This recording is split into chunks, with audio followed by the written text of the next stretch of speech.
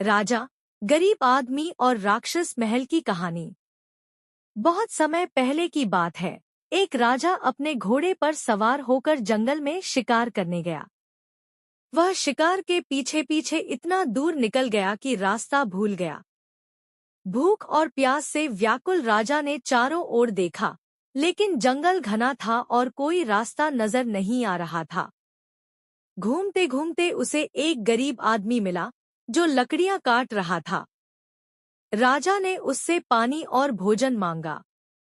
गरीब आदमी ने उसे अपने झोपड़ी में ले जाकर खाने को रोटी और पानी दिया। राजा को उस गरीब की दयालुता बहुत पसंद आई। उसने उससे पूछा, तुम जंगल में अकेले क्यों रहते हो?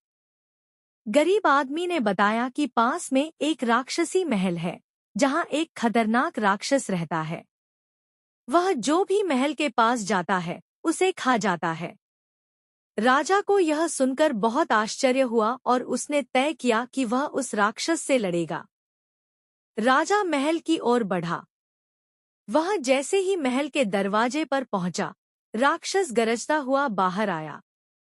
राजा और राक्षस के बीच भयंकर युद्ध हुआ। राजा ने अपनी तलवार से राक्षस को मार गिराया। जब राक्षस मरा, तो महल में छिपे कई लोग बाहर आए और राजा को धन्यवाद दिया। वे सभी कभी राक्षस के कैदी थे।